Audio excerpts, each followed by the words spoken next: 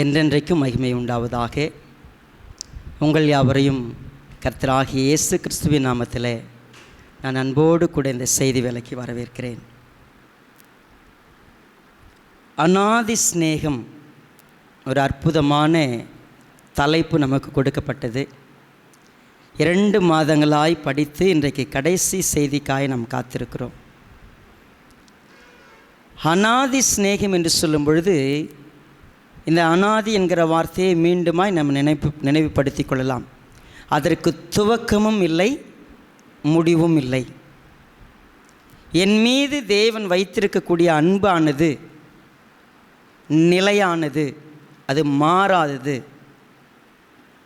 அந்த அன்பு என்னுள் ஊற்றப்பட்டிருக்கிறது என்று சொல்லி நான் அறிந்து கொண்டிருக்கிறேன். கடந்த வாரம் நம்ம படிக்கும் பொழுது தேவனுடைய அன்பு நம்முடைய இருதயத்தில் ஊற்றப்பட்டிருக்கிறது. அவர் கொடுத்த பரிசுத்த ஆவியினால் அது நடைபெற்றிருக்கிறது. நான் அன்பானவனாய் நடந்து கொள்ள வேண்டும். இந்த உலகத்தில் அன்பு ஒன்று இருக்கிறது, நிலையான ஒரு அன்பு இருக்கிறது, நித்தியமான அன்பு இருக்கிறது. அதை நான் நிச்சயமாக மற்றவர்களுக்கு காட்டுவதற்காக கர்த்தர் என்னை தெரிந்து கொண்டிருக்கிறார். இவ்வளவு படிக்கிறோம், இவ்வளவு இதை குறித்து சிலாக்கித்து பேசுகிறோம். ஆனால் பாடும் பொழுது ஒரு பாட்டை நாம் பாடுகிறோம். இந்த பாட்டு இப்படியாக சொல்லுகிறது: உம்மை போல் நேசிக்க ஒருவரும் இல்லை, நேசித்தவரில் இதுபோல் அன்பு யாரிடத்திலும் இல்லை. உங்களுக்கெல்லாம் மனசாட்சி இருக்கா? நீங்கள் உங்கள் பக்கத்தில் உட்கார்ந்துருக்கிற ஒரு கிறிஸ்தவரை பக்கத்தில் வச்சுக்கிட்டே இந்த பாட்டை பாடுறீங்களே, சரியா?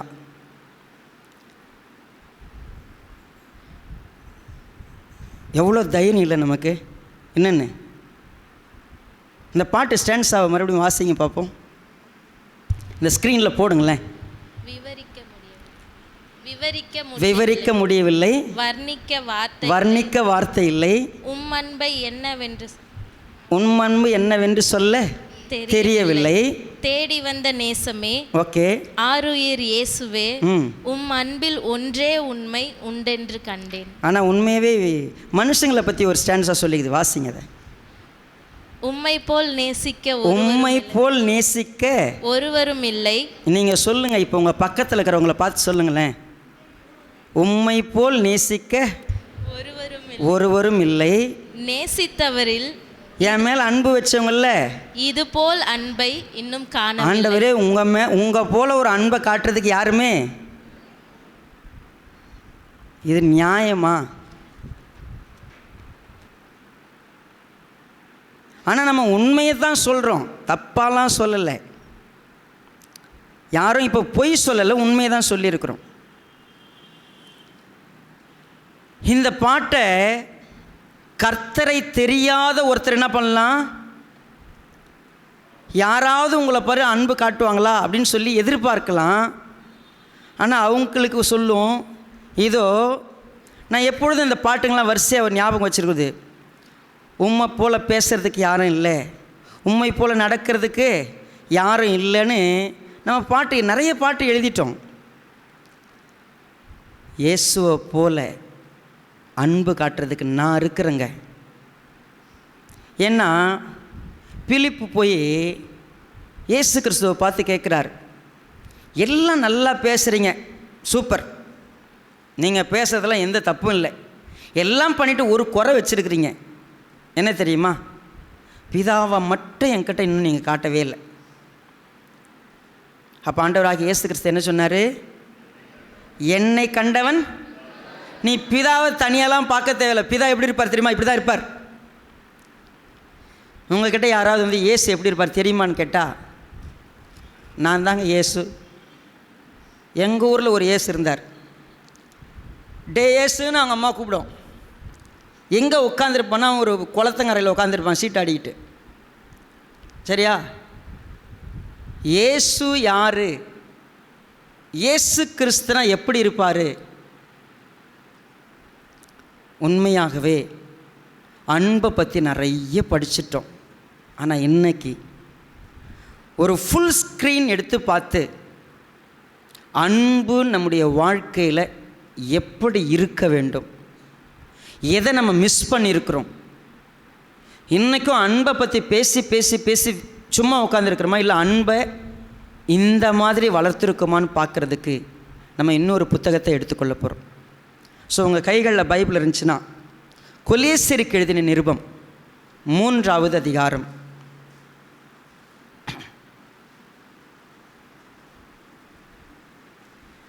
14வது வசனம்.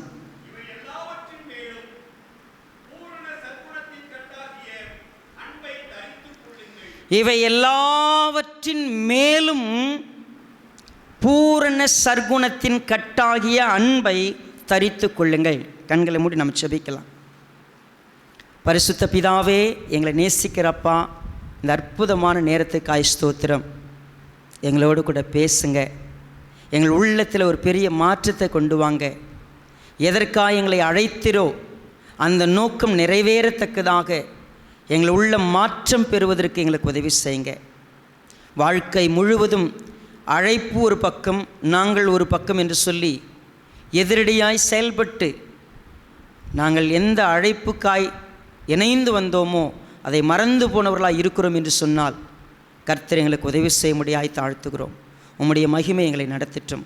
இந்த வேளையை நீர் முழுமையாய் ஆண்டு கொள்வதற்கு ஒப்பு கொடுத்து இயேசு ராஜாவின் நாமத்தில் தாழ்த்துகிறோம் நல்ல பிதாவே, ஆமென். கொலேசு பட்டணத்தில் இருந்த ஒரு திருச்சபைக்கு எழுதப்பட்ட நிருபம்தான் இந்த கொலேசியர் நிருபம். அப்போஸ்தலனாகிய பவுல் இந்த கடிதத்தை எழுதுகிறார். கொலேசு பட்டணத்தில் இருந்த சபையை ஸ்தாபித்தது ஒருவேளை இந்த வசனத்தின் அடிப்படையில் பார்க்கும் பொழுது பவுல் இல்லை என்று தெளிவாக தெரிகிறது. ஆனால் கொலேசு பட்டணத்தில் ஒருவேளை 7வது வசனத்தை பாருங்கள், 1வது அதிகாரத்திலே, அதை எங்களுக்கு பிரியமான உடன் வேலையாலும் உங்களுக்காக கிறிஸ்துவின் உண்மையான ஊழியக்காரனுமாய் இருக்கிற எப்பாப்பிராவினிடத்தில் நீங்கள் கற்றறிந்திருக்கிறீர்கள். ஸோ கொலேசு பட்டணத்தில் இருந்த திருச்சபை எப்பாப்பிராவினாலே ஸ்தாபிக்கப்பட்டிருக்கலாம். எப்பாப்பிரா அங்கு ஊழியக்காரனாக இருக்கிறார். ஆனால் அந்த பட்டணத்தில் இந்த திருச்சபை மிகப்பெரிய ஒரு பாதிப்புக்குள்ளாய் கடந்து போகிறதை பவுல் அவர்கள் கேள்விப்படுகிறார். என்ன அது? கிறிஸ்தவனாய் இருக்க வேண்டும் என்று சொன்னால் கலாத்திய பட்டணத்தில் இந்த திருச்சபைக்கு ஒரு பிரச்சனை இருந்தது. நீங்கள் எல்லோரும் நியாயப்பிரமாணத்தை கடைபிடிக்க வேண்டும், அப்பொழுதுதான் கிறிஸ்தவர்கள்னு சொல்லக்கூடிய கூட்டம் இருந்தது. ஆனால் கொலோசு பட்டணத்தில் வேறு விதமாக இருந்தது. அது என்ன? நீங்கள் ரட்சிக்கப்பட்டவர்கள் என்று சொல்லுகிறீர்கள், நீங்கள் கிறிஸ்தவர்கள் என்று சொல்லுகிறீர்கள், நீங்கள் கையில் வைத்திருக்கக்கூடிய வேதாகமமானாலும் சரி, உங்கள் நம்பிக்கையானாலும் சரி, அது மட்டும் போதாது. நீங்கள் கொஞ்சம் தத்துவங்களையும் சேர்த்து கொள்ள வேண்டும். நீங்கள் ஒரு சில பாரம்பரியங்களையும் கடைபிடிக்க வேண்டும். நீங்கள் வழக்கங்களை எல்லாம் முறியடித்து விட்டு இயேசு கிறிஸ்து மட்டுமே போதும் என்று சொல்லுகிறீர்கள். இயேசு கிறிஸ்து உங்கள் வாழ்க்கைக்கு போதுமானவர் அல்ல. இயேசு கிறிஸ்துவை மட்டும் நம்பினா நீங்கள் பரலோகம் போக முடியாது. ஒரு சில தத்துவ வித்தகர்கள் இதெல்லாம் நீங்கள் சேர்த்து கொள்ள வேண்டும் என்று சொல்லி சபையை கெடுத்து கொண்டிருந்தார்கள். அப்போஸ்தலனாகிய பவுல் உடனடியாக அவர்களுக்கு எழுத வேண்டிய ஒரு சூழ்நிலை. குறிப்பாக அவர்கள் மறுதலித்த இயேசுவானவர் யார் என்ற ஒரு உண்மை, இயேசுவானவர் மூலமாய் நீங்கள் யாராய் மாற்றப்பட்டிருக்கிறீர்கள் என்ற உண்மை, அந்த மாற்றப்பட்டதுக்கு பிற்பாடு நடந்து கொள்ள வேண்டிய விதம், அதன் மூலமாய் நடைபெறக்கூடிய சத்தியம். குறிப்பாக சொல்லப்போனால் இந்த சபையில் வந்தவர்கள் என்ன சொன்னார்கள்? 2வது அதிகாரத்தில் பாருங்கள், 16வது வசனம். ஆகையால் போஜனத்தையும் பானத்தையும் குறித்தாவது, பண்டிகை நாளையும் மாத பிறப்பையும் ஓய்வு நாட்களையும் குறித்தாவது ஒருவனும் உங்களை குற்றப்படுத்தாதிருப்பானாக. பாருங்க, இந்த சபையில் போஜனம், பானம், பண்டிகை, மாதப்பிறப்பு, ஓய்வு நாள் இதெல்லாம் சரியில்லை அப்படின்னு பேசுகிறாங்க. அடுத்தது 19வது வசனம். மாயமான தாழ்மையிலும் தேவதூதர்களுக்கு செய்யும் ஆராதனையிலும் விருப்பமுற்று காணாதவைகளிலே துணிவாய் நுழைந்து தன் மாம்ச சிந்தையினாலே வீணாய் இருமாப்பு கொண்டிருக்கிற எவனும் உங்கள் பந்தய பொருளை நீங்கள் இழந்து போகும்படி உங்களை இருக்க பாருங்கள். 20-21. நீங்கள் கிறிஸ்துவுடனே கூட உலகத்தின் வழிபாடுகளுக்கு மரித்ததுண்டானால் இன்னும் உலக வழக்கத்தின்படி பிழைக்கிறவர்கள் போல மனுஷருடைய கற்பனைகளின்படியும் போதனைகளின்படியும் நடந்து தொடாதே, ருசி பாராதே, தீண்டாதே என்கிற கட்டளைகளுக்கு உட்படுகிறதென்ன. நல்ல கவனிங்க. பைபிள் படிக்கிறீங்க, நீங்கள் நேரடியாக படிக்கும்போது ஒரு சில நேரத்தில் புரியாது. பொதுவாக சபைக்கு வந்துவிட்ட பிற்பாடு ஒரு சில சபைகள் என்ன சொல்லுகிறது, நீங்கள் கிறிஸ்தவராய் இருந்தால், இப்படியெல்லாம் இருந்தால்தான் நீங்கள் பக்தியாய் இருக்கிறீர்கள். உங்களுக்குள்ள இருக்கக்கூடிய பக்தி அல்லது நீங்கள் தேவனை ஆராதிக்கிற விதம் இருக்கிறது இல்லையா, அது மிகுந்த தாழ்மையோடு இருக்க வேண்டும். தாழ்மைன்னு சொன்னால் என்ன, உங்கள் சர்ச்சில் எல்லாம் சேரில் உட்காந்துருக்குறீங்க, நாங்கள்லாம் எப்பொழுதும் தரையில் தான் உட்காருவோம் சர்ச்சில். என்ன நின்றுக்கிட்டே ஜெபம் பண்ணுறீங்க, நீங்களாம் முட்டி போட மாட்டிங்களா? எல்லாம் கலர் கலராக ஜிகினா கலரில், அதுவும் இந்த பாஸ்டர் போட்டுக்கிற சட்டையை பாருங்கள். பாஸ்டர்னால் எப்படி இருக்கணுங்க, வெள்ளை சட்டை போடுறதில்ல. எனக்கு ஒரு அம்மா ஃபோன் பண்ணி வேற, பாஸ்டர் உங்கள் செய்தியெல்லாம் ரொம்ப நல்லா தான் இருக்குது, நான் வாரம் கேட்குறேன், தயவு செய்து நீங்கள் இனிமேல் வெண்ணாடை உடுத்துங்கள். அவங்க எனக்கு மெசேஜ் பண்ணியிருக்காங்க, வேணா நான் காமிக்கிறேன்.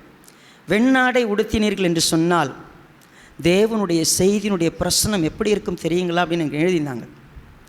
சரிங்க, இப்படித்தான் நீங்கள் கர்த்தரை ஆராதிக்கணும், இதெல்லாம் செய்யணும். நீங்கள் பக்தியாக இருக்கிறீங்கன்னா எப்படி தெரியுமா, நீங்கள் முக்காடு போட்டுக்கிட்டு நம்ம பாருங்களேன், நம்ம ஜனத்தில் பாதி பேருக்கு வந்து அவங்க நீங்கள் கவனிச்சு பாருங்கள். இப்போ பைபிளை பார்க்குறதுக்கு போது அங்கெல்லாம் சுற்றி வேடிக்கை பார்க்குறாரு ஒருத்தர், ரைட்?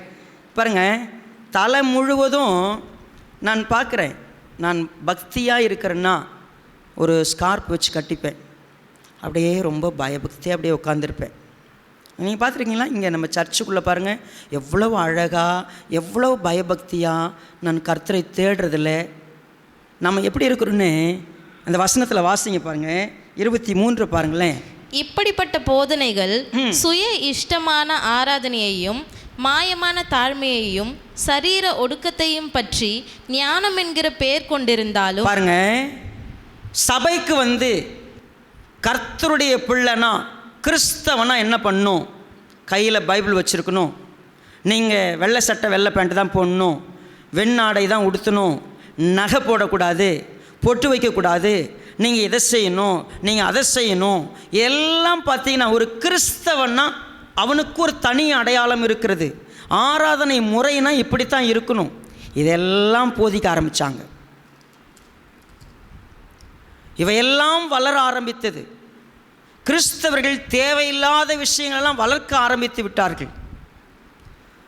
எதையெல்லாம் மறந்து போனார்கள்.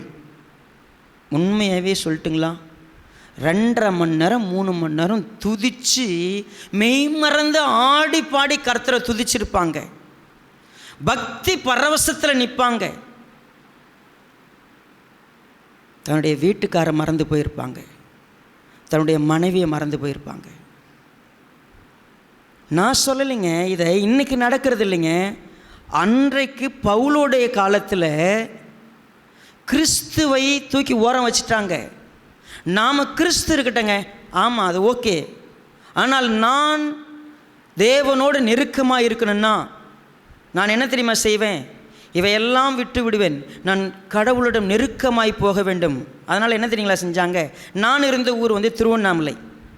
திருவண்ணாமலையில் கடவுளோடு நெருக்கமாய் போவதற்கு மனிதன் தெரிந்து கொண்ட ஒரு பாதை என்ன அப்படின்னா, குடும்பம் குழந்தை குட்டி எல்லாம் விட்டுட்டு இந்த 1666 அடி அது அங்கே மேலே ஏறி போய் உட்காந்துப்பார். அவர் வந்து உட்காந்துக்கிட்டு அவருக்கு தினமும் என்னென்னா, நான் யார் கூட இருக்கிறேன்னா கடவுளோடு கூட இருக்கிறேன். கடவுளோடு கூட இருக்கிறதுக்கு எனக்கு என்ன வேணும் அப்படின்னா, எனக்கு தெரிஞ்ச ஒரு சாமியார் இருந்தார். அவர் வந்து வெறும் பொட்டுக்கடலை மட்டும்தான் சாப்பிடுவார். தினமும் ஒருத்தர் அவருக்கு என்ன பண்ணணும், பொட்டுக்கடலை கொண்டு போய் பொட்டுக்கடலையும் தண்ணியும் கொடுத்துட்டு வரணும்.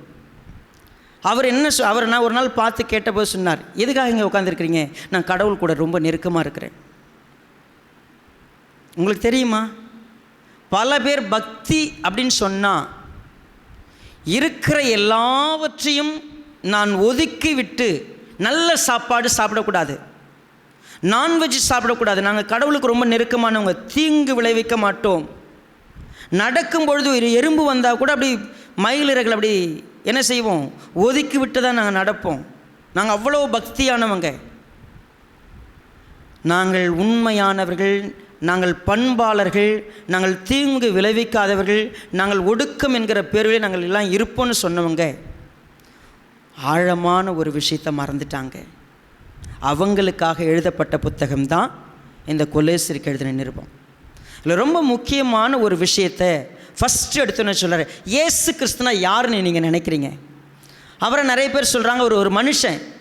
ஆமாம், ஒரு மனுஷனாக வந்து பிறந்தார். அவர் இந்த பூமியில் ஒரு நல்ல சிறப்பான புரட்சியாளர், மக்களுக்காக நிறைய நன்மை செய்தவர், நல்ல உபதேசங்களை கொடுத்தவர். இன்றைக்கும் அரசியல்வாதிகள் எல்லாம் இயேசு கிறிஸ்துவையும் துணைக்கு கூட்டிக் கொள்ளுவார்கள். ஆனால் இயேசு கிறிஸ்து யாருங்கிறத ஒத்துக்க மாட்டாங்க. இயேசு கிறிஸ்து யார்? இயேசு கிறிஸ்து வந்த பிற்பாடு நீங்களும் நானும் யாராக மாற்றப்பட்டோம், யாராக அழைக்கப்பட்டிருக்கிறோம், என்ன செய்ய அழைக்கப்பட்டிருக்கிறோம், இந்த லைனப்பில் நம்ம படிக்கலைன்னு சொன்னால் அன்பை பற்றி படிக்கிறதே வீணாக போயிடும். ஸோ அதனால் இன்றைக்கி என் கூட கொலேசியருக்கு எழுதின நிருபம் 1வது அதிகாரம் 15வது வசனத்திலேருந்து நாம் முதலாவது வாசிக்க போகிறோம். அவர் அத்தரிசனமான தேவனுடைய தற்சுரூபமும். ரைட். இப்போது நீங்கள் தூய தமிழில் இதை புரிஞ்சுக்கணும் அப்படின்னு சொன்னால், உருவமில்லாத தேவனுக்கு உருவம் கொடுக்கலாம்னு சொன்னால் அது ஒரே ஒருத்தர் தான், அது இயேசு கிறிஸ்து மட்டும்தான். அடுத்தது, சர்வ சிருஷ்டிக்கும் முந்தின பேருமானவர். எல்லா படைப்புக்கும் முதலாவது தோன்றின ஒருவர் அவர். ஏனென்றால் அவருக்குள் சகலமும் சிருஷ்டிக்கப்பட்டது. ஏன்னா அவர்தான் இந்த பூமியை சிருஷ்டித்தார். பரலோகத்தில் உள்ளவைகளும் பூலோகத்தில் உள்ளவைகளும் ஆகிய காணப்படுகிறவைகளும் காணப்படாதவைகளுமான சகல வஸ்துக்களும், சிங்காசனங்கள் ஆனாலும், கர்த்தத்துவங்கள் ஆனாலும், துரைத்தனங்கள் ஆனாலும், அதிகாரங்கள் ஆனாலும் சகலமும் அவரை கொண்டும் அவருக்கென்றும் சிருஷ்டிக்கப்பட்டது. பாருங்க, சகலத்தையும் அவர் சிருஷ்டித்தார், சகலமும் அவருக்காக சிருஷ்டிக்கப்பட்டது, அவரை கொண்டுதான் சிருஷ்டிக்கப்பட்டது. யார் அவர்? ஆதியிலே வார்த்தையாயிருந்தவர். நான் இப்பொழுது இங்கே நின்று கொண்டிருக்கிறேன். என்னுடைய வார்த்தை, நான் பேசக்கூடிய சப்தம் உங்களிடத்தில் கேட்கிறது. நான் வேறு, என் சத்தம் வேறு அல்ல, என் தொனி வேறு அல்ல, என் வார்த்தைகள் வேறு அல்ல. இந்த வார்த்தை இப்பொழுது வெளிவந்து விட்டது, அவ்வளோதான், வார்த்தையாய் நின்று விட்டது. ஆனால் அந்த வார்த்தை இந்த பூமியிலே மனிதனாய் வந்து பிறந்தார். அவருக்கு ஒரு உருவம் கொடுக்கப்பட்டது. காரணம் நமக்கு நன்றாக தெரியும். என்னது பாருங்க, அவர் யாருன்னு கேட்டீங்கன்னா 17வது வசனம். அவர் எல்லாவற்றிற்கும் முந்தினவர், எல்லாம் அவருக்குள் நிலை நிற்கிறது. இந்த உலகம் முழுவதும், அண்ட சராசரமும் ஒருவருக்குள் நிலை நிற்கிறது, அது இயேசு கிறிஸ்து மட்டுமே. அடுத்தது, அவரே சபையாகிய சரீரத்துக்கு தலையானவர். இப்போ இந்த சர்ச்சுக்கு யார் தலைவர்? அவர் தான் தலைவர். எல்லாவற்றிலும் முதல்வராய் இருக்கும்படி அவரே ஆதியும் மரித்தோரிலிருந்து எழுந்த முதற் பேருமானவர். அவர் தான் ஆதி, அவர் தான் எல்லாம், தெளிவாக சொல்லப்பட்டிருக்கிறது. ரைட். இப்போ இந்த இயேசு கிறிஸ்து உருவமில்லாதிருந்தவர், ஆவியாயிருந்தவர், வார்த்தையாயிருந்தவர், இந்த பூமிக்கு மனுஷனாய் வந்தார். அவர் தான் படைச்சார் எல்லாவற்றையும், அவருக்குள் தான் எல்லாம் நிலை நிற்கிறது. என்ன நடந்தது அவரால்? அவர் இந்த பூமிக்கு வந்ததன் விளைவாக என் வாழ்க்கையில் நடந்த 5 அற்புதமான காரியங்கள். அது என்னது? 12வது வசனம். ஒளியில் உள்ள பரிசுத்தவான்களுடைய சுதந்திரத்தில் பங்கடைவதற்கு. இப்போ இந்த வசனம் சொல்லும்போது சொல்லுது, நம்ம எல்லாருமே இருட்டில் இருந்தோம், நம்ம அந்தகாரத்தில் இருந்தோம், பாவத்தில் இருந்தோம், அடிமைத்தனத்தில் இருந்தோம். நாம் அந்த ஒளியில் போய் பரிசுத்தவான்களோடு சுதந்திரத்தில் பங்கடைவதற்கு நம்மை தகுதியுள்ளவர்கள் ஆக்கினவரும். பாருங்க, இயேசு கிறிஸ்து வந்து என்ன செஞ்சாரு? நம்மை தகுதியாக்கினார். ஒளியில் உள்ள பரிசுத்தவான்களுடைய சுதந்திரத்தில் பங்கடைவதற்கு, போய் சேர்வதற்கு, பரலோகத்தில் போய் அவரோடு கூட இணைந்திருப்பதற்கு நமக்கு தகுதியை கொடுத்திருக்கிறார். எத்தனை பேர் இதை விசுவாசிக்கிறீங்க? உண்மையாகவே நீங்கள் பரலோகத்தில் போய் தேவனோடு அந்த ஒளியில், ஏன்னா நான் இருட்டில் இருந்தேன், அவர் வந்து என்னை பிரகாசிப்பித்தார், எனக்கு ஒளியை கொடுத்தார், எனக்கு தகுதியை கொடுத்தார். நான் முன்னாடி பாவி, அவருடைய இரத்தத்தினால என் பாவம் கழுவப்பட்டுடுச்சு. இப்போ நான் பரிசுத்தவான், நான் பரிசுத்தவான் என்கிற தகுதி எனக்கு கொடுத்திருக்கிறார். எனக்கு கிடைச்ச இயேசு கிறிஸ்து வந்ததன் மூலமாக எனக்கு என்ன கிடைச்சிச்சு? நான் இனிமேல் பாவி இல்லை, இனிமேல் நான் துன்மார்க்கன் இல்லை, இனி நான் பரிசுத்தம், தேவனுடைய பரிசுத்தவான்னு அழைக்கப்படுகிற பாக்கியம் பெற்றிருக்கிறேன், தகுதி பெற்றிருக்கிறேன். நீங்கள் ஒரு ஸ்கூலுக்கு போகிறீங்கன்னு சொன்னால், எல்கேஜி அட்மிஷன் வாங்கிட்டீங்கன்னா இந்த ஸ்கூலில் நீங்கள் என்ட்ரு ஆகலாம். உங்களுக்கு என்ட்ரி பாஸ் கிடச்சிருச்சு, நீங்கள் ஒரு ஐடென்டி கார்டு வாங்கியிருக்கிறீங்க. You have the rights to enter in to the school. நீங்கள் ஒரு டிக்கெட் வாங்கியிருக்கிறீங்க, ஒரு பஸ்ஸுலேயோ அல்லது ஒரு ட்ரெயின்லேயோ உள்ளே என்ட்ராகிறதுக்கு you have a permission to go. So எனக்கு ஒரு தகுதி கிடச்சிருக்குது, இந்த இடத்துக்குள்ளே இருப்பதற்கு எனக்கு ஒரு தகுதி இருக்கிறது. பரிசுத்தவான்களுடைய ஒளியில், அந்த ஒளியில் உள்ள அந்த பரிசுத்தவான்களுடைய சுதந்திரத்தில் பங்கடைகிறது எனக்கு தகுதி கிடச்சிச்சு. ஒன்று. இரண்டாவது, இருளின் அதிகாரத்தினின்று நம்மை விடுதலையாக்கி. பாருங்க, இருட்டு என் மேலே கொண்டிருந்த அதிகாரத்திலிருந்து என்னை விடுதலையாக்கிட்டார். பாவம் என்னை மூடிக்கொண்டிருந்தது, பாவம் என்னை அடிமையாக்கி வைத்திருந்தது, என்னை விடுதலையாக்கி விட்டார் அவர் வந்து. ரெண்டு விஷயம் நடந்துச்சு. மூன்றாவது, தமது அன்பின் குமாரனுடைய ராஜ்யத்திற்கு உட்படுத்தினவருமாய் இருக்கிற. இப்போ இயேசு கிறிஸ்துனுடைய ராஜ்யத்துக்கு உட்படுத்தினவர்னு சொல்ல என்ன போட்டிருக்கிறாரு? பிதாவினுடைய அன்பின் குமாரன் அவர். அவர் அன்பு நிறைந்து என்ன பண்ணியிருக்கிறாரு? இயேசு கிறிஸ்து என்னை ஆளுகை செய்து அவருடைய ராஜ்யத்துக்கு நான் உள்ளே வந்துட்டேன். ஆண்டவராக இயேசு கிறிஸ்துக்கு முன்னாடி ஃபஸ்ட்டு ஒருத்தர் யோவான் ஸ்நானகம் வந்தார். தேவனுடைய ராஜ்யம் சமீபமாக இருக்கிறது அப்படின்னு சொல்லி என்ன பண்ணார்? அவர் பிரசங்கம் பண்ணார். அப்புறம் கொஞ்ச நாள் இயேசு கிறிஸ்து வந்த உடனே சொன்னது தேவனுடைய ராஜ்யம் சமீபமாக இருக்குதுன்னு பிரசங்கம் பண்ணார். அப்புறம் கொஞ்ச நாள் கழிச்சு இப்பொழுதே தேவனுடைய ராஜ்யம் உங்கள் மத்தியில் இருக்குதுன்னு சொன்னார். இயேசு கிறிஸ்துவ சொந்த ரட்சகராக ஏற்றுக்கிட்டு இனி நான் அவர் சொல்கிறத கேட்பேன்னு சொல்லி அதுக்குள்ளே பிரவேசமானவர்கள் இன்றைக்கி நம்ம யாராக இருக்கிறோன்னா தேவனுடைய ராஜ்யத்தில் இருக்கிறோம். இது மூணாவது. 4, குமாரனாகிய அவருக்குள் அவருடைய இரத்தத்தினாலே பாவ மன்னிப்பாகிய மீட்பு நமக்கு உண்டாயி. 4வது எனக்கு என்ன நடந்துச்சுன்னு கேட்டா, என் பாவமெல்லாம் மன்னிக்கப்பட்டு விட்டது, என் பாவமெல்லாம் என்னை விட்டு நீக்கப்பட்டு விட்டது. 5வது, எனக்கு மீட்பு உண்டாயிருக்கிறது. எனக்கு விடுதலை வந்தது வேற, எனக்கு மீட்புன்னு சொன்னா, என் எல்லாவற்றிலிருந்தும் என்னை கர்த்தர் ஒருவேளை இந்த பாவ சரீரத்திலிருந்து, பாவ உலகத்திலிருந்து, பிசாசிலிருந்து என்னை எல்லாவற்றிலிருந்து விடுவித்து என்னை அவரிடத்தில் சேர்த்து கொள்ளுகிற ஒரு பாக்கியம். நான் யார் தெரியுமா? நான் கர்த்தருடைய பிள்ளை, நான் பரிசுத்தவான், நான் தகுதி பெற்றவன், நான் தேவனுடைய ராஜ்யத்துக்குள்ளே பிரவேசிக்க எனக்கு வாய்ப்பு கிடைச்சிருக்கு.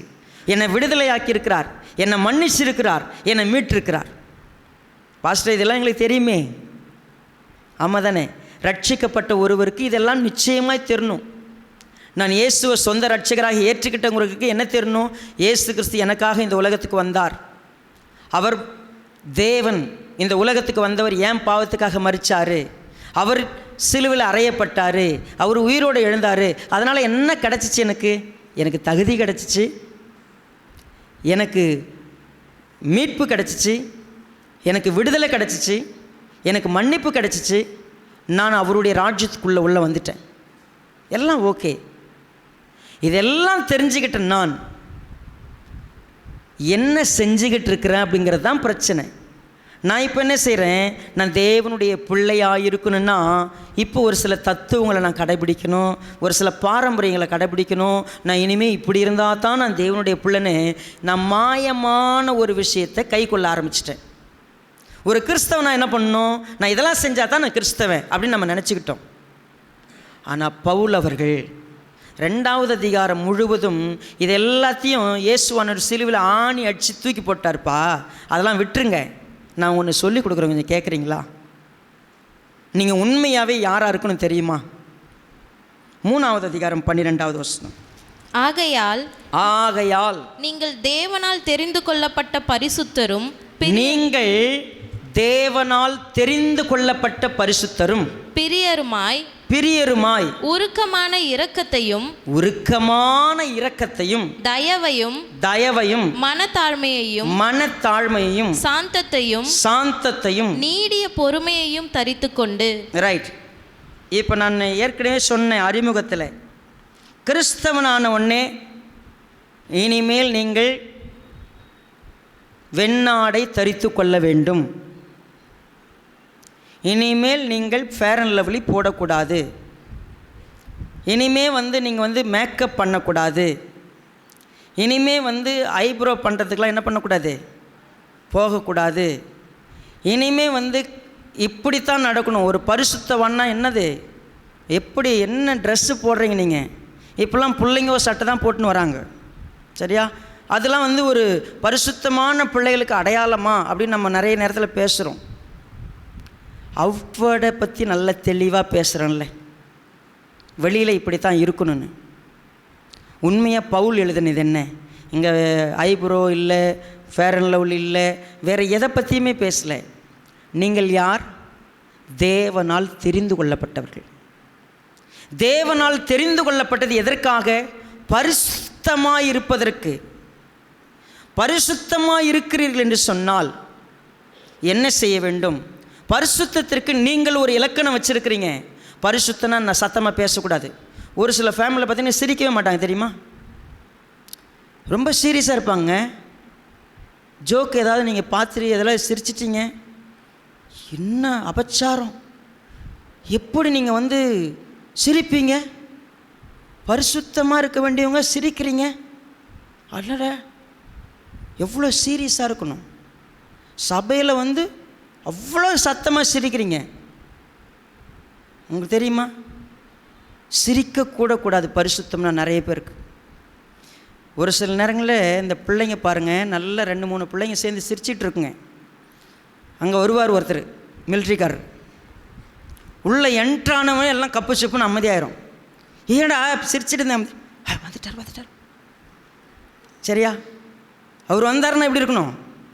ரொம்ப அப்படியே வீடு பார்த்திங்கன்னா அப்படியே சைலண்ட்டாக எல்லாம் கஞ்சி போட்டு காய வச்ச மாதிரியே இருப்பாங்க. ஏன்னா அவங்களாம் ஒழுக்கமாக இருக்கிறாங்களாம். சிரிச்சா எது போயிடுச்சு? பரிசுத்தம் போயிடுச்சு, சரியா? நம்ம கொஞ்சம் அப்படியே ரிலாக்ஸாக இருக்குது, அப்படியே நீட்டாக இருக்கணும். மாயமான தாழ்மை, ஒடுக்கம், இதெல்லாம் நமக்கு பரிசுத்தத்துக்கு ரொம்ப நெருக்கமானது. நான் போடுற ட்ரெஸ்லேருந்து எல்லாமே. ஆனால் பவுல் அவர்கள் சொல்கிறார், நீங்கள் பரிசுத்தர், நீங்கள் தேவனுக்கு பிரியமானவங்கன்னு சொன்னால் உங்கள் லைஃப்பில் நீங்கள் யாராக இருக்கணும். நீங்கள் யாராக இருக்கணுங்கிறதுக்கு ஒரு லிஸ்ட்டு சொல்கிறேன், நீங்கள் கவனிங்க. முதலாவது, உருக்கமான இரக்கத்தை நீங்கள் வளர்த்துருக்கிறீங்களா? இப்போ சொல்கிற கேரக்டர் எல்லாத்தையும் தூக்கி நிறுத்துகிற ஒரு கேரக்டர் தான் அன்பு. முதல்ல உங்ககிட்ட இரக்கம் இருக்குதா? நான் வழக்கமாக வாலிப சகோதர சகோதரிகள் என்னை பார்த்து கேட்குற கேள்வி, லவ் பண்ணுறது தப்பா பாஸ்டர்? லவ் பண்ணுறது தப்பு இல்லை. நான் ஃபஸ்ட்டு திருப்பி உங்கள்கிட்ட கேட்குறது, உங்கள் அப்பா அம்மாவை லவ் பண்ணுறியா? நீ உங்கள் அப்பா அம்மாவை ஒழுங்காக லவ் பண்ணால் அவங்க உன்னை காட்டுற வழியில் தானே நீ போகணும். லவ் பண்ணுறது தப்பான்னு சொன்னால் நீ விரும்புகிற லவ்வுக்கு நீ யாரை காயப்படுத்திட்டு போயிடுவே, யாரை கேவலப்படுத்திட்டு போயிடுவே, யாரை துக்கப்படுத்திட்டு போவே? உனக்கு கொஞ்சமாவது உன் பேரண்ட்ஸ் மேலே இறக்கம் இருக்குதா? எல்லாருக்குமே இந்த நியூஸ் தெரிஞ்சிருக்கும். கைகளத்தூர் பகுதியில் நடந்த ஒரு மோசமான சம்பவம் தமிழ்நாடு முழுவதும் இன்றைக்கி கடந்த வாரத்தில் ஃபேமஸாக பேசப்பட்டிருக்கு. சொத்து தகராறில் ஒரு தந்தையை கண்மூடித்தனமாய் அடித்து கொடூரமாய் பாதிக்கப்பட்டு பெரம்பலூர் ஜிஹெச்சில் வச்சு 2 நாளில் அவரை கொஞ்சம் சரி பண்ணி வீட்டுக்கு அனுப்புனாங்க. இதற்கு மேலே நான் உயிரோடு இருக்கக்கூடாது, அந்த தந்தை தற்கொலை செஞ்சுக்கிட்டார். சொத்துக்காக நம்ம கைகளத்தூர் போலீஸ் தான் விசாரிச்சுக்கிட்டு இருக்கிறாங்க. இப்போ அதை எப்படி அடித்தான்ற வீடியோ ஃபுல்லாக யூடியூப்பில் இருக்குது. நான் அந்த காட்சியை பார்க்குறேன். ஒரு எதிரியை கூட அப்படி அடிக்க முடியாது. அந்த காட்சியை நீங்களாம் பார்க்க முடியாது. பெற்று வளர்த்து ஆளாக்கி படிக்க வைத்து சொத்தில் கொஞ்சம் பிரச்சனை, மகளுக்கு மகனுக்கு அந்த விஷயம் அவ்வளோதான். அந்த மகன் அடித்த அடி உலகத்தில் இப்படி ஒரு மிருகம் இருந்திருக்குன்னு சொல்ல முடியாது. நம்ம வாழ்க்கையில் இரக்கம்னா என்னன்னு தெரியாது. இரக்கம்ங்கிறது தூரமாக இருக்கிறவங்கள விட்டுருங்க. உங்கள் ஃபேமிலியில் இருக்கக்கூடிய உங்கள் சொந்த இரத்தத்தில் இருக்கிற கணவனோ மனைவியோ உங்களுக்கு வெறுப்பு தான் வளர்ந்துருக்கிறதே ஒழிய உங்கள் மனசுக்குள்ளே இரக்கம் வளர்ந்துருக்குதா? நான் எத்தனை குடும்பத்தை இன்றைக்கி பார்க்குறேன் தெரியுங்களா? குடும்பங்கள் எதை தெரியுமா மிஸ் பண்ணிட்டோம்? ஆராதனை செய்கிறோம் கர்த்தருக்கு. நான் மாதங்களை அமாவாசை ப்ரேயரு, பௌர்ணமி ப்ரேயரு எல்லாம் கரெக்டாக இருக்கும். உங்ககிட்ட பயபக்தியாக பைபிளை பிரித்து வச்சுப்பீங்க. இரக்கம் இருக்காதுங்க. கொஞ்சம் கூட மனசு இறங்கி வராது. இறக்குனா சரி அது என்னவாக இருந்தாலும் பரவாயில்ல அப்படின்னு இறங்கி போகிற ஒரு இடம் வரவே வராது. வைராக்கியம், கசப்பு, கோபம், எரிச்சல் என்னை ஆண்டுக்கிட்டு இருக்கும். நான் யார்? இயேசு கிறிஸ்து தேவன் மனிதனாய் வந்தவர், என் பாவத்துக்காக சிலுவையில் மரித்தவர், என்ன ஒளியில் உள்ள பரிசுத்தவான்களில் பங்கடைகிறதுக்கு தகுதியாக்கினவர், இருளின் அந்தகாரத்தில் என்னை விடுதலையாக்கினவர், என்ன தம்முடைய அன்பின் குமாரனுடைய ராஜ்யத்துக்கு உட்படுத்தினவர், என்னுடைய பாவத்தை எல்லாம் மன்னித்தவர், என்ன மீட்டெடுத்தவர், இதெல்லாம் எனக்கு தெரியும். ஆனால் நான் எதை தெரியுமா மறந்துட்டேன்? நான் தேவனால் தெரிந்து கொள்ளப்பட்ட பரிசுத்தமான மனுஷன். பரிசுத்தம்னா எனக்குள்ளே என்ன வளர்ந்துருக்கணும்? இவ்வளோ காலத்தில் இரக்கம் வளர்ந்துருக்கணும். அதுவும் எப்படிப்பட்ட இரக்கம்? ரொம்ப அழகமாக உருக்கமான இரக்கத்தை பற்றி பேசுகிறார். அடுத்தது தயவு. 3வது மனத்தாழ்மை. நான் மிஸ் பண்ணுற ஒரு விஷயம், தாழ்மையான ஆட்களை பார்க்கவே முடியறதில்லை. குடும்பத்தில் நான் ஏங்க தாழ்ந்து போனவங்கிட்ட நான் ஏங்க விட்டு கொடுத்துருக்கணும், நான் ஏங்க இறங்கி போனோம், இந்த என் ஒய்ஃபுக்கிட்டலாம் நான் வாழணுன்னா இப்படி இருந்தால் தாங்க ஓட்டலாம் காலத்தை, அப்படி விட்டு கொடுத்து என்ன, அப்படிலாம் வாழவே முடியாது. நான் அப்படிங்கிற ஒரு இடத்துல தான் இருப்போம். அடுத்தது சாந்தம். அதுக்கும் எங்களுக்கும் ரொம்ப தூரம். சாந்தாமணின்னு ஒரு அம்மா இருந்துச்சு. பேர் என்னது? சாந்தாமணி. அவங்க வீட்டுக்காரனை, டே தம்பி, சாந்தாமணிகிட்டேருந்து என்ன வருது? அது எப்பவுமே சத்தமான மணி தான். அதுக்கு யார் சாந்தாமணின்னு பேர் வச்சாங்கன்னு தெரில. நம்ம முகத்தை பார்த்த உடனே சாந்த சொரூபியாக தெரிகிறதுக்கு பதில் சந்திரமுகியாக தெரிகிறோம். சரியா? நம்ம ஒரிஜினல் கேரக்டர் மேலே நம்ம பார்த்தீங்கன்னா முகம்லாம் ரொம்ப பவுடரை பூசி பாருங்களேன், அப்படி கொஞ்சம் மேக்கப் பண்ணி பாருங்கள், ரொம்ப அழகாக தெரியுது. காலையில் வாங்க வீட்டுக்கு, நாங்கள் யாருன்னு பார்ப்பீங்க. சரிங்களா? உண்மை தானே? சாந்தம் கிடையாது. அடுத்தது நீடிய, வாசிங்க பார்ப்போம். நீடிய பொறுமை எல்லாரும். மனத்தாழ்மையிலேருந்து வாசிங்க. மனத்தாழ்மை சாந்தத்தையும், இன்னும் நீளவே இல்லையே, நீடிய பொறுமை. அப்படி தானே படிக்கிறோம். நீ எவ்வளோ நேரம் நீட்டலாம்? பொறுமையே இல்லை, அப்புறம் எங்கே நீடிய பொறுமை? நம்ம எவ்வளோ நேரம் பொறுப்போம்? நீங்கள் ஒன்றும் வேணாம், இந்த பைபிள் நம்மக்கிட்ட தான் இருக்குது. எவ்வளவு பொறுமையை நம்ம கடைபிடிக்கிறோம், எவ்வளவு தயவு நம்மக்கிட்ட இருக்குது. நம்ம எப்படிப்பட்டவங்களா இதெல்லாம் தரித்து கொண்டிருக்க வேண்டும். எனக்குள்ளது என்னை சார்ந்ததாய் மாறி இருக்க வேண்டும். என்கிட்ட இல்லாத ஒன்று தான். நான் இருட்டில் இருந்தேங்க, என்கிட்ட அந்த குணமே கிடையாது. ஆனால் இந்த வேதத்தை வாசிக்கிற எனக்கும் ஒரு சாதாரண மனிதனுக்கும் வித்தியாசமே தெரியல. ஒரு கிறிஸ்தவன் ஒரு காலத்தில் சொன்னாங்க, கிறிஸ்தவன் அன்பாக இருப்பான், கிறிஸ்தவன் பொய் பேச மாட்டான், கிறிஸ்தவன் திருட மாட்டான், கிறிஸ்தவன் இப்படி தான் நடப்பான்னு சொன்னாங்க ஒரு காலத்தில். இப்போது எல்லாத்தையும் இழந்துட்டோம்ல. நம்ம தரித்து கொள்ள வேண்டியது தரித்துக்கல. மாயமான தாழ்மை. காலையில் 5 மணி ப்ரேயர், வெள்ளிக்கிழமை ப்ரேயர், புதன்கிழமை பாஸ்டிங், சர்ச்சுக்கு போகிறோம். நாங்கள் ரொம்ப ப்ரேயர்ஃபுல் பீப்புள், நாங்கள் ரொம்ப பக்திமான்கள். பைபிளையே கையில் வச்சுருப்போம். பாதை தோறும் வேதம் ஏந்தி பரிசுத்த நின்று காட்டுகிறேன், வேதம் காட்டும் பாதை செல்ல உள்ளமே இன்றி வாழ்கின்றேன். நான் பக்கா நடிகன், நான் கிறிஸ்தவன், எனக்கு எல்லாம் பாருங்கள், நான் கிறிஸ்தவன். நான் பாருங்கள், நான்லாம் இப்போலாம் போட்டு வைக்கிறது இல்லை. நாங்கள் கிறிஸ்தவ சிலுவை போட்டு தாலி போட்டிருக்கிறோம். அப்புறம் நாங்கள் இந்த தான் நாங்கள் இப்படி தான். இதெல்லாம் யார் கேட்டா? ஒன்று என்ன தரித்திருக்கணும், என்ன மாறி இருக்கணும்? என் முகத்தில் எவ்வளோ சாந்தம் வந்திருக்கணும், என்கிட்ட எவ்வளோ பொறுமை வந்திருக்கணும், எவ்வளவு தயவு வந்திருக்கணும், எவ்வளவு இரக்கம் வந்திருக்கணும். நீங்கள் வெளி உலகத்திலலாம் போய் மற்றவங்ககிட்ட காட்டுறதெல்லாம் அடுத்தது இருக்கட்டுங்க. உங்கள் ஃபேமிலியில் இருக்கிறவங்கக்கிட்ட நீங்கள் உண்மையான ஒரு கிறிஸ்துவா வெளிப்பட்டுருக்கிறீங்களா? கொஞ்ச நேரத்தில் பொறுமை இழக்கிறோம். கொஞ்சம் கூட தயவு கிடையாது நமக்கு. தயவு தாட்சினியே பார்க்காத அளவுக்கு இருக்கிறோம். நம்ம எல்லாத்துக்கும் நியாயம் வச்சுருப்போம். என் மனைவிக்கிட்ட இப்படி நடந்தால் தான் வாழ முடியும், என் புருஷங்கிட்ட இப்படி பேசினா தான் சமாளிக்க முடியும், என்னங்கன்னு ஆரம்பிச்சிருப்பாங்க. கொஞ்ச நேரத்தில் கோவத்தில், ஏண்டா ஆமாம் தானே? எனக்கு நிறைய மனைவிகளை தெரியும் இங்கே இருக்கிறவங்களே. அவங்க புருஷங்களை எப்படி கூப்பிட்றாங்கன்னு எனக்கு தெரியும். ஒரு காலத்தில் அவர் பேரை சொல்கிறதுக்கெலாம் பயந்த கூட்டம் இருந்துச்சு. இப்போது அந்தாளா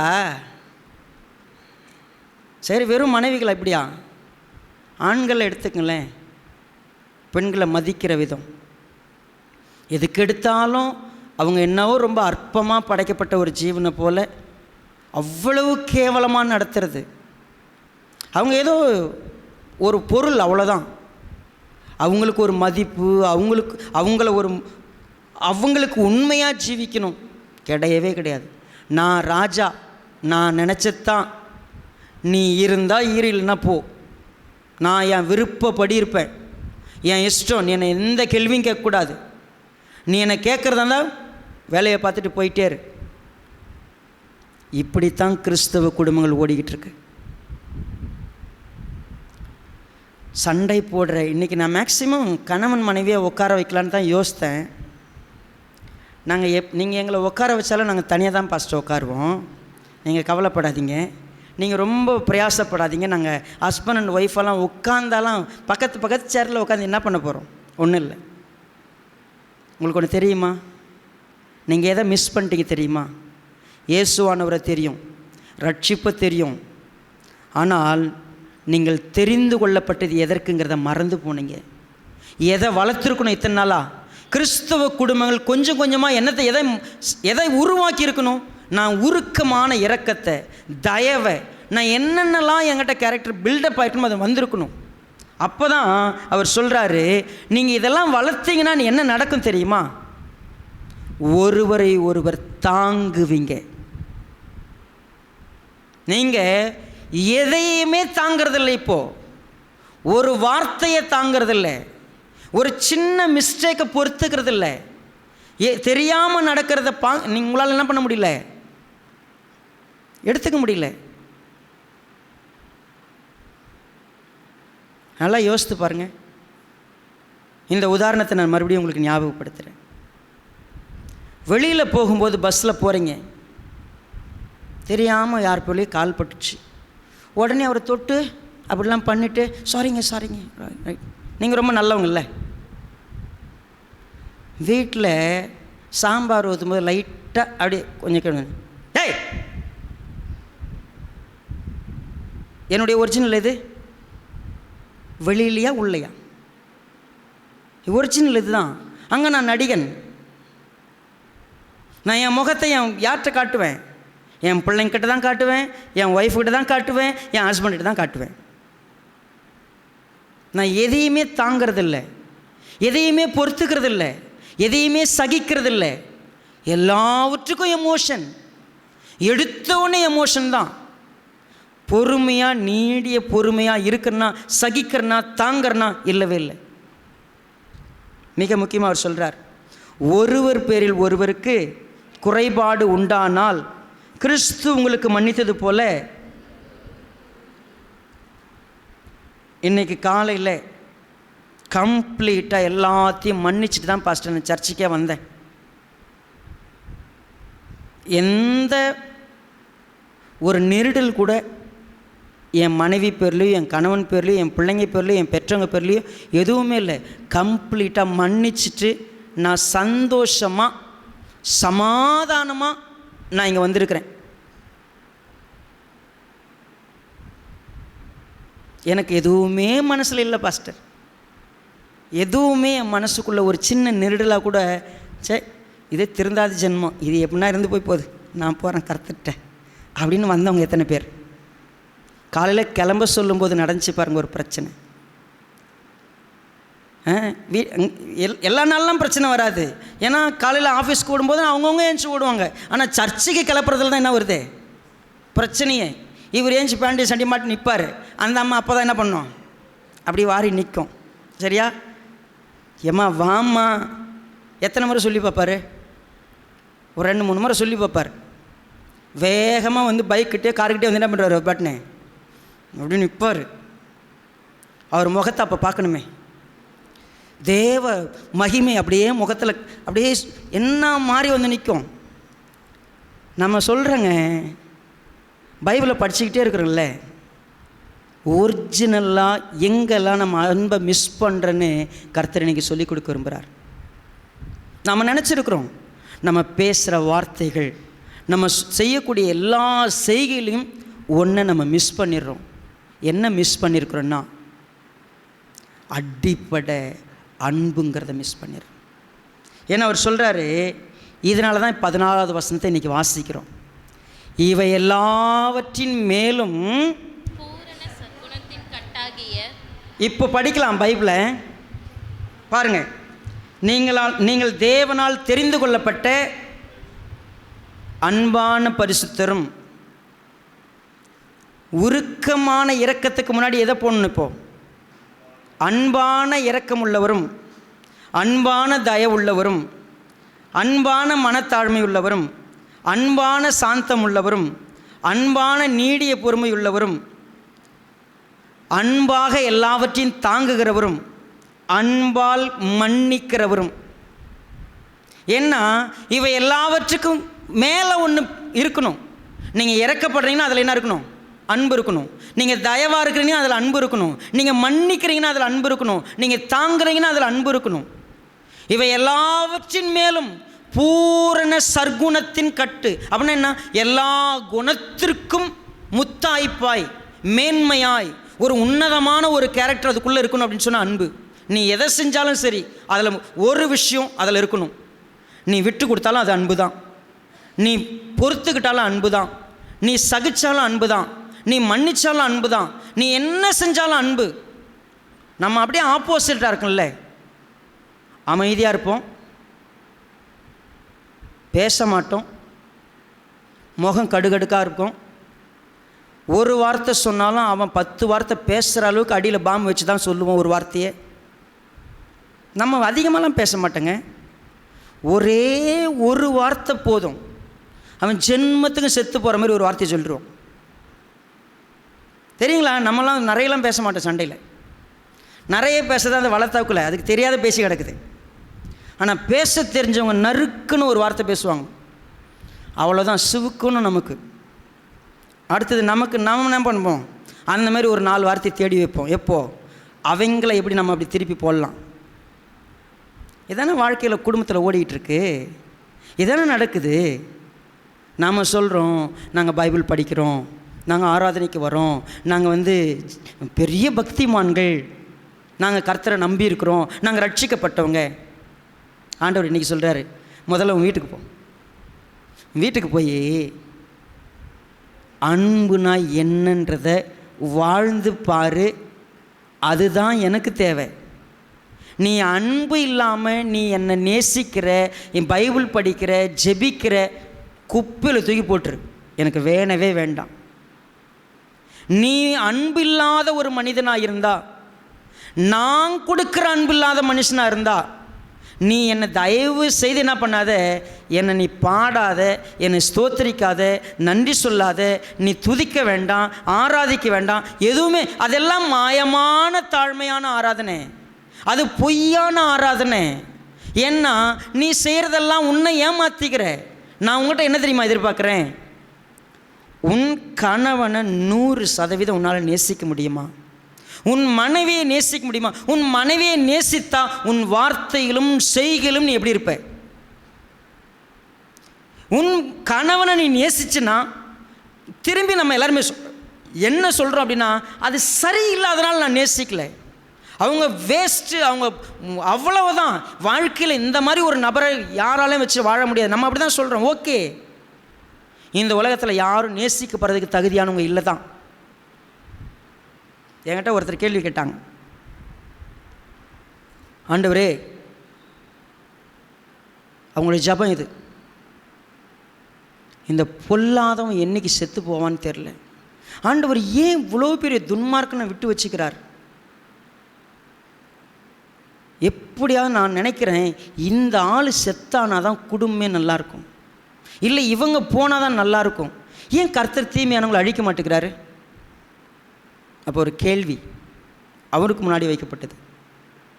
தேவன் துன்மார்க்கனை அழிக்கணும்னா யாரை விட்டு வைக்கலாம்? தேவன் தீமையை அழிக்கணும்னா யார் மிஞ்சுவா இந்த பூமியில்? இவங்க கணக்கு என்ன தெரியுமா, நான் கொஞ்சமாக செய்கிறேன், அவங்க நிறைய பண்ணுறாங்க, அப்போ அவங்க தான் போகணும் அப்படின்னு. இல்லை, அழிக்கணும்னா ஒருத்தர் கூட இருக்க மாட்டோம். அதனால தான் ஆண்டவர் அழிக்காத அமைதியாக பார்த்துக்கிட்டு இருக்கிறார். ரைட், இப்போ நான் சொல்கிறேன், நான் மன்னிக்கிறேன், தாங்கிறேன், இதெல்லாம் பண்ணுறேன், பூரண சர்க்குணத்தின் கட்டாகிய அன்பை நான் தரித்து கொண்டேன்னு சொன்னால், உங்களுக்கு யாருக்காவது சமாதானம் இல்லை, எனக்கு சமாதானமே இல்லை அப்படின்னு நீங்கள் நினச்சிங்கன்னா, இந்த வசனத்தை பாருங்களேன்.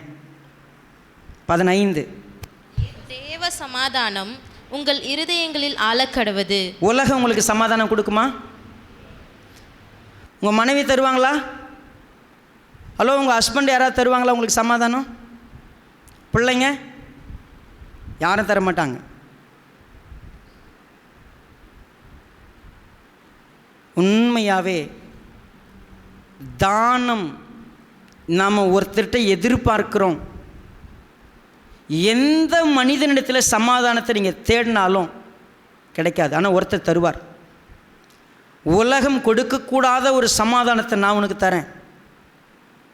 இந்த சமாதானம் உன் இருதயத்தில் இருக்கட்டும். என்ன சமாதானம் அது?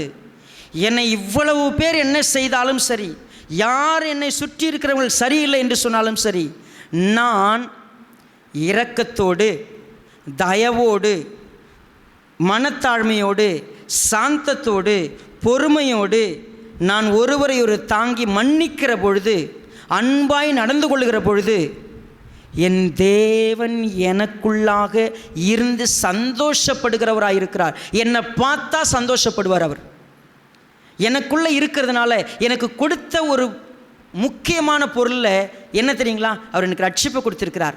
எனக்குள்ளே அவர் இருக்கிறார். எனக்கு என்ன பாக்கியத்துக்காக அழைச்சாரோ, நீ எதுக்கு தெரியுமா அழைக்கப்பட்ட? பரிசுத்தமாக இருக்கிறதுக்கு. உன் ஹஸ்பண்ட் உன்னை அசுத்தமாக பேசுறதுக்கு தூண்டி விட்டுருப்பார். உங்கள் மனைவி நீங்கள் தப்பாக நடந்துக்கிறதுக்கு உங்களை தூண்டி விட்டுருப்பாங்க. ஆனால் நீங்கள் பொறுமையோடு இருந்து நீங்கள் சகித்து மன்னித்து அமைதியாக இருக்கும்போது நீங்கள் அழைக்கப்பட்ட அழைப்பை சரியாக நிறைவேற்றுவீங்க. நீங்கள் உண்மையாகவே தேவனுக்கு பிரியமாக இருப்பீங்க, நீங்கள் பரிசுத்தமாக இருப்பீங்க. அப்போது உங்கள் இருதயத்துக்குள்ள ஒரு சமாதான ஆளுகை செய்யும். இவங்கெல்லாம் டிஸ்டர்ப் பண்ணிட்டோம், ஆனால் உங்களை அழைச்சவர் உங்களுக்குள்ளே இருக்கிறார்ல, அவர் இரக்கமானவர், அவர் தயவானவர், அவர் உண்மையாகவே அவருடைய கேரக்டர் தாங்க இங்கே படிக்கிறோம். தேவன் யார்? மகா இரக்கம் உள்ளவர். தேவனுடைய கேரக்டரை பற்றி மோசே போய் கேட்குறார், ஆண்டவரே உங்களை பார்க்கணும் அப்படின்னு சொல்லும்போது முதல் கேரக்டர் என்ன கேரக்டரு? இரக்கம். கொஞ்சம் போய் யாத்திரையாகும் 33 வாங்களேன்.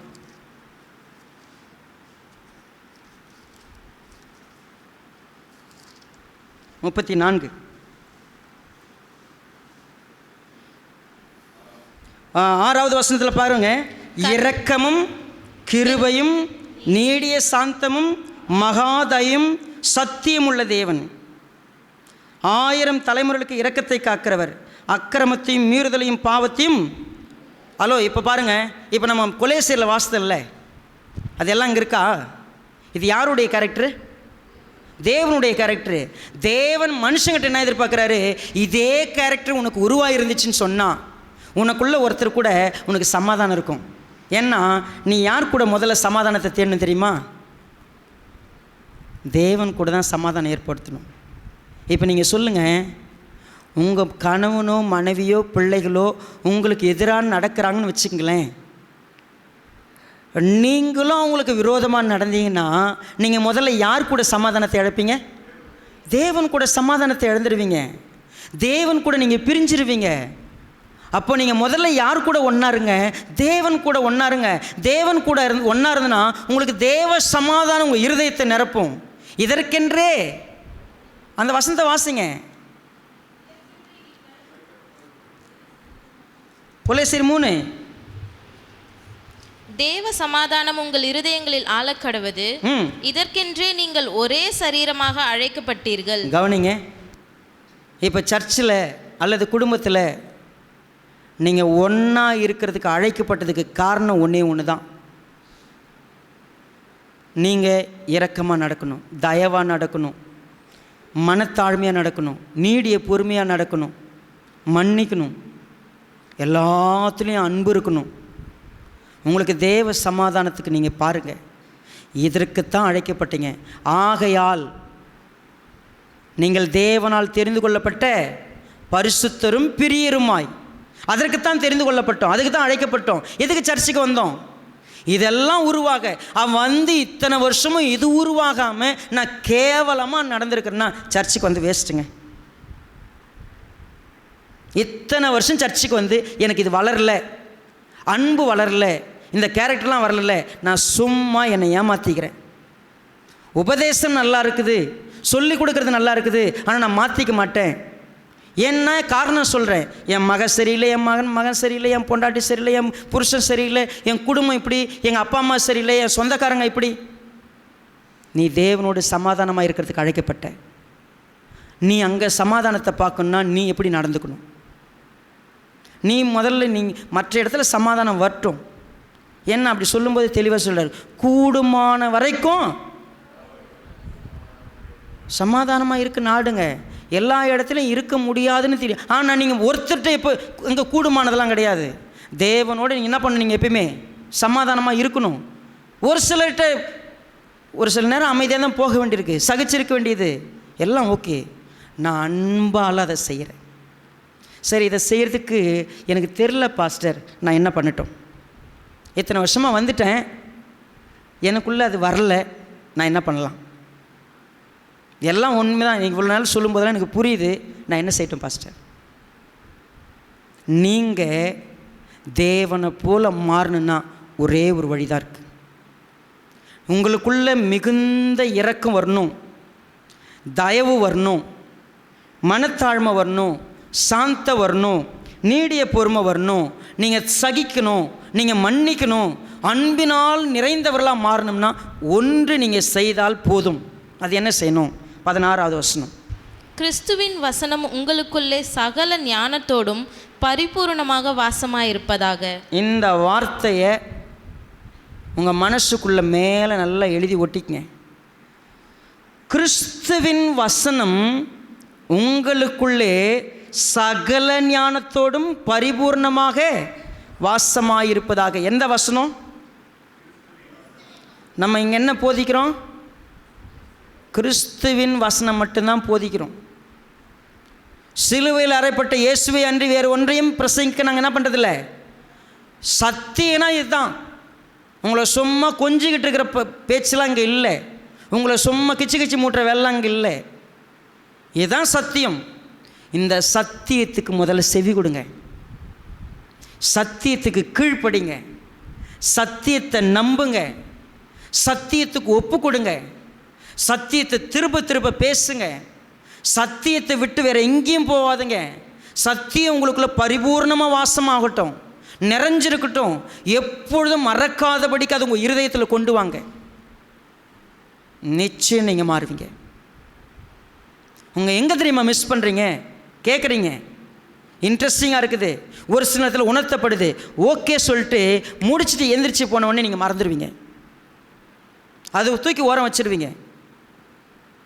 நீங்கள் சொல்லுங்கள், எத்தனை பேருக்கு போன பைபிள் ஸ்டடி ஞாபகம் இருக்குது, போன சண்டே மெசேஜ் ஞாபகம் இருக்குது, அதுக்கு முந்தின பைபிள் ஸ்டடி எனக்கு ஞாபகம் இருக்குது, அதுக்கு முந்தின சண்டே மெசேஜ் எனக்கு ஞாபகம் இருக்குது, இதெல்லாம் நான் கற்றுக்கிட்டேன், இதெல்லாம் நான் படித்தேன். எத்தனை பேர்னு வச்சுருப்பீங்க? உங்கள்கிட்ட இருக்கிற பெரிய மைனஸ் பாயிண்ட் தெரியுமா? கேட்டு அந்த நிமிஷமே தூக்கி போட்டு போயிடுறோம். நான் ஒரு விஷயத்தை கேட்டேன்னா அதை திரும்ப திரும்ப திரும்ப திரும்ப என் மனசுக்குள்ளே வைக்கணும். இப்போ கொலேசியர் 1வது அதிகாரம் 12வது வசனத்துலேருந்து படிச்சேன்ல, போய் திருப்பாதீங்க. 5 விஷயம் யாருக்காவது ஞாபகம் இருக்குதா? நம்ம படித்தது ஒரு கை தூக்கியாச்சு. 2 3 4 5 6. எப்போ படித்தோம்? எந்த வருஷம் படித்தோம்?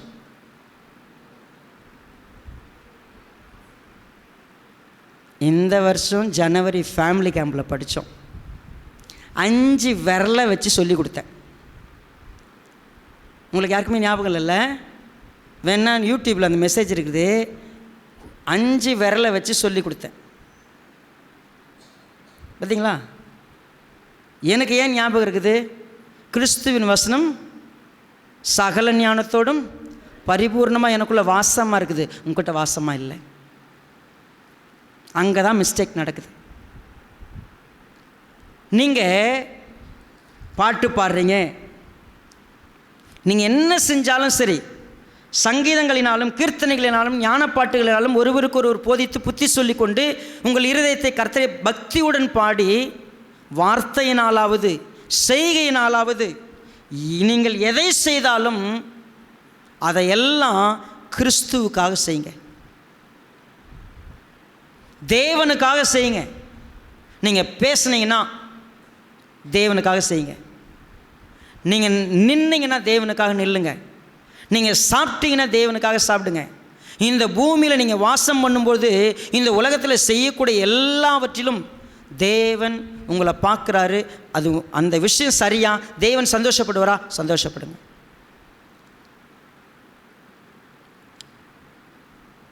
ஒரு கோபம் வந்துருச்சு, சத்தமாக பேசிட்டோம். நான் கோபப்பட்டது சரியா? ஒரு ஊழியக்காரனா என் முகத்தில் கோபம் வந்துச்சு, நான் கோபப்பட்டிருக்கிறேன். மோசே இஸ்ரவேல் ஜனங்களிடத்தில் எதுக்காக கோபப்பட்டார்? சுயத்துக்காகவா? எரேமியா, எசேக்கியேல், மீகா வசனத்தை பேசும்போதோ சத்தியத்தை சொல்லும்போதோ கோபப்பட்டிருக்கிறாங்க. ஏன் கோபப்பட்டிருக்கிறாங்க? இஃப் ஐ டூ சம்திங், தேவனுக்காக நான் செய்கிறேன், ஐ ஹவ் டு. அப்படி இல்லையா, நான் கோபப்படுறது கூட பாவம்தான். கோபம் கொண்டாலும் அப்போ கோபங்கிறது கூட சரியான கோபம், நீதியை நிலைநாட்டக்கூடிய கோபம். That's right. நான் சும்மா பரோட்டா வாங்கின்னு வர சொன்னால் வாங்கின்னு வரல, அடி அவனை நூல் பரோட்டா வாங்கி வைக்கிறீங்க வீட்டுக்காரனை. அவர் வாங்கின்னு வரல பரோட்டா, முடிஞ்சு போச்சு. எங்கேருந்து வருது நமக்கு அந்த கோபம்? எதற்கு கோபம்? ஏன் சகிக்கிறதில்ல? ஏன் விட்டு கொடுக்கறதில்ல? ஏன் தாங்கிறதில்ல? ஏன் என் பொறுப்பை நான் சரியாக செய்கிறதில்ல? நான் கர்த்தருக்காக சோம்பேறித்தனமாய் படுத்து கொண்டிருக்கிறேன். படுத்துனுருங்க கர்த்தருக்காக. கர்த்தர் உங்களுடைய எந்த செய்கையிலையும் மகிமைப்படுவாரா? செய்யுங்க. வார்த்தையினாலாவது செய்கையினாலாவது பிதாவுக்கு உங்களுக்கு அதனால் பிதா மகிமைப்படுவாரா? செய்யுங்க. நீங்கள் எந்த வேலைக்கும் போகாத வீட்டிலே உட்காந்துருப்பீங்க, கர்த்தர் மகிமைப்படுவார். செய்யுங்க. உங்கள் பொறுப்பை செய்யாமல் வீட்டில் இருக்கிற துணி பண்டை பாத்திரம்லாம் கழுவாமல் போட்டு 4 நாளாக நாரி கிடக்குது, கர்த்தர் மகிமைப்படுவார். செய்யுங்க. ஒன்று தாங்க, தேவன் மேலே அன்பு இருந்தால், உண்மையாக அவர் ஊற்றின அன்பு இருந்தால், இந்த உலகத்தில் நாம் எல்லாருமே தேவனால் தெரிந்து கொள்ளப்பட்ட பரிசுத்தரும் பிரியருமாய் பிதாவாகி தேவனை ஸ்தோத்திரிக்கக்கூடிய ஒரு மனுஷனாக மாறும். அதுக்கு அடிப்படை ஒன்று தான், அவர் எப்படிப்பட்டவராக இருக்கிறாரோ அப்படிப்பட்டவராய் நம்ம மாற்றுவதற்கு அவருடைய அன்பு நம்முடைய இருதயத்தில் ஊற்றப்பட்டது. அந்த அன்பை வளர்க்குறதே இல்லை. முத்தாய்ப்பாக இருக்கக்கூடிய எல்லாவற்றுக்கும் மேலாக இருக்கக்கூடிய அன்பை நம்ம வளர்த்துக்கவே இல்லை. அந்த அன்பை வளர்த்துக்கிறதுக்கு தயவு செய்து இந்த வருஷத்தில், இந்த 2024 ஏப்ரல் மாதம் 28ஆம் தேதி கர்த்தரனை கூட்டு வச்சு நல்லா அரைஞ்சி சொல்லி கொடுத்தார். இனிமே நான் வாழ்க்கைனா இப்படி தான் வாழ்வேன். என்னுடைய வாழ்க்கை பிதாவாகிய தேவனை மகிமைப்படுத்தும், என் வார்த்தை அவரை மகிமைப்படுத்தும், என் செயல் அவரை மகிமைப்படுத்தும். என்னை கூட இருக்கிற யாராக இருந்தாலும் சரி, அவங்க அப்படி இருக்கிறாங்களா, நான் இப்படி தான் இருப்பேன். மிகுந்த இரக்கம் எனக்கு இருக்கும், தயவு இருக்குது எனக்கு. நான் உண்மையாகவே மனத்தாழ்மையோடு இருப்பேன், நான் சாந்தத்தோடு இருப்பேன், நான் எல்லாவற்றிலும் நீடிய பொறுமையாக இருப்பேன், எல்லாவற்றையும் சகித்து கொள்ளுவேன், தாங்கி கொள்ளுவேன், நான் மன்னிப்பேன், அன்பால் எல்லாவற்றையும் செய்வேன். நீ இது எல்லாம் செய்கிறதுக்கு எனக்கு ஒரே ஒரு விஷயம் என்னை ஊக்குவிக்கிறது, கர்த்தருடைய வசனம். அதில் நான் நிறைஞ்சிருப்பேன். நான் நிறைஞ்சிருக்கிறதுனுடைய விளைவு பிதாவாகி தேவன் சந்தோஷப்படுவார். தேவனுடைய பிள்ளைகளே, இன்னொரு முறை நீங்கள் யாரையாவது பார்த்து உம்மை போல் நேசிக்க ஒருவரும் இல்லைன்னு நீங்கள் பாடுறீங்கன்னா, நீங்கள் பாடுங்க. ஆனால் உங்களை பார்த்து பாடுறதுக்கு என்ன பண்ணுறாதீங்க, வச்சுக்காதீங்க. இப்போ பாட்டு பாடினதில் தப்பு இல்லை. உம்மை போல் நேசிக்க ஒருவரும் இல்லைன்னு நீங்கள் சொல்கிறது ரைட்டு. ஆனால் உங்களை பார்த்து சொல்கிறது ரைட்டு இல்லையே. யாராவது உங்கள் பக்கத்தில் அப்படி பாடினாங்கன்னா, நான் இருக்கிறேங்க, என்னை பாருங்க, நான் ரொம்ப அன்பான ஒரு மனுஷன், வார்த்தை இல்லை செய்க. முடிவெடுக்கலாமா? கண்களை மூடி ஆண்டவர்கிட்ட ஒப்பு கொடுப்போம்.